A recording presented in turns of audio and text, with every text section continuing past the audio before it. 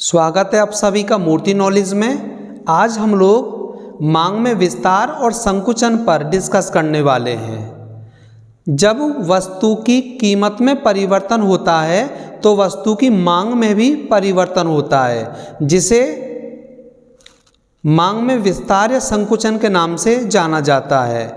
इस स्थिति में उपभोक्ता एक ही मांग वक्र के एक बिंदु से दूसरे बिंदु पर चलता है, लेकिन मांग वक्र नहीं बदलता है। तो सबसे पहले हम व्याख्या करते हैं मांग में विस्तार। आखिर मांग में विस्तार क्या होता है?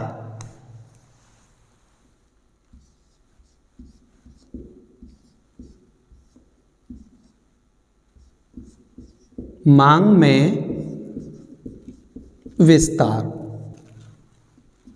इसकी व्याख्या पहले हम एक सारणी बनाते हैं और सारणी के सहायता से एक चित्र का निर्माण करते हैं। यानी चित्र की सहायता से हम मांग में विस्तार का वर्णन करते हैं। तो पहले एक सारणी बनाते हैं हम लोग।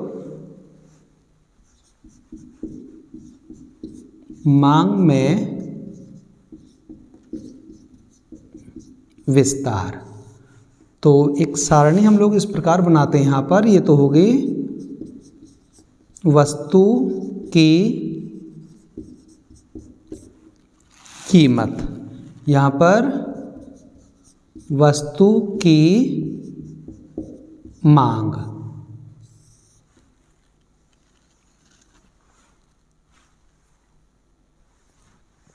तो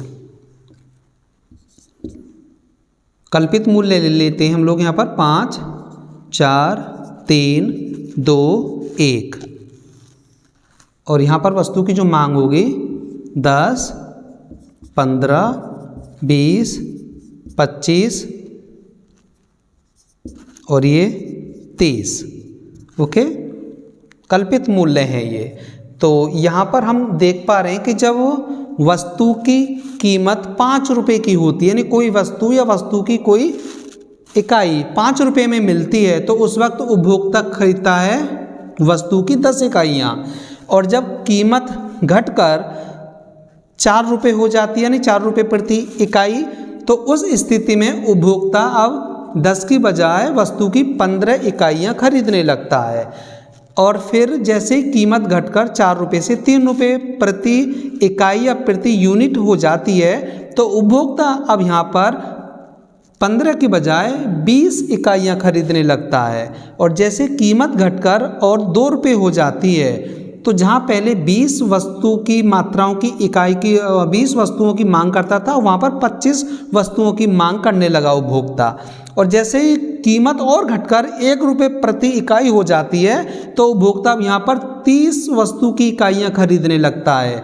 तो यहाँ पर हम देख पा रहे हैं कि जैसे जैसे वस्तु की कीमत घटती जा रही है, वस्तु की मांग में लगातार वृद्धि होती जा रही है। और इस सारणी को अगर नीचे से देखें तो जैसे जैसे कीमत में वृद्धि होती जा रही है, मांग में वैसे वैसे कमी होती जा रही है। अब इस सारणी की सहायता से हम एक चित्र का निर्माण करते हैं, यानी मांग में विस्तार का चित्र की सहायता से वर्णन करते हैं।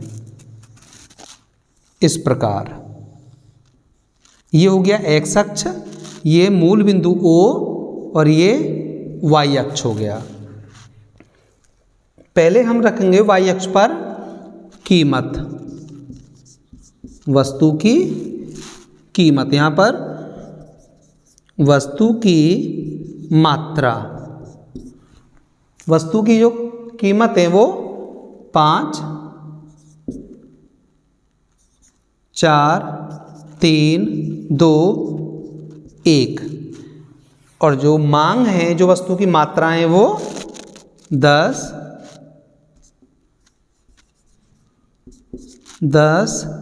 15, 20, 25, 30। ये कुछ इस प्रकार है।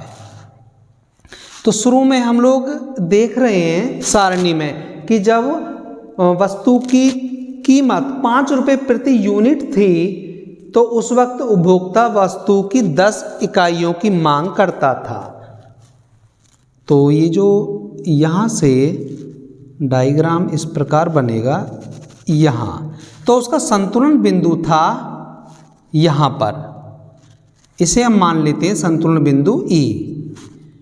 और फिर जो अगर सबसे लास्ट में देखें या जब कीमत के घटकर 1 रुपये प्रति यूनिट हो जाने पर तब उपभोक्ता मांग 30 वस्तुओं की करने लगा या वस्तु की 30 इकाइयां खरीदने लगा।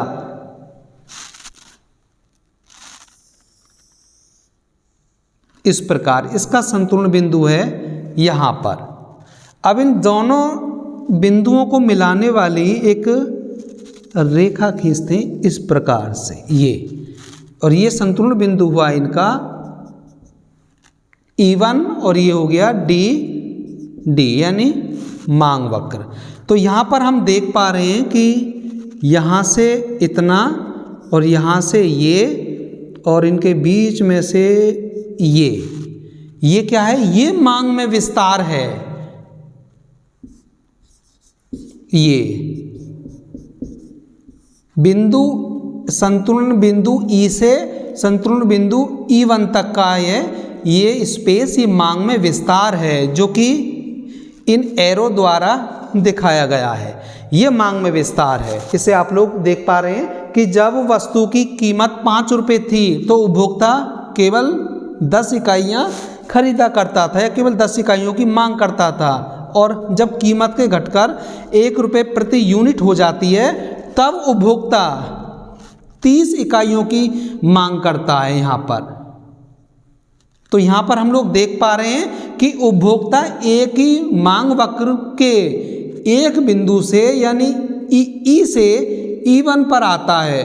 तो यानी यहाँ पर मांग वक्र चेंज नहीं होता है, केवल उसका संतुलन बिंदु चेंज होता है बस। तो ये मांग में विस्तार हुआ, तो इसे कहते हैं मांग में विस्तार।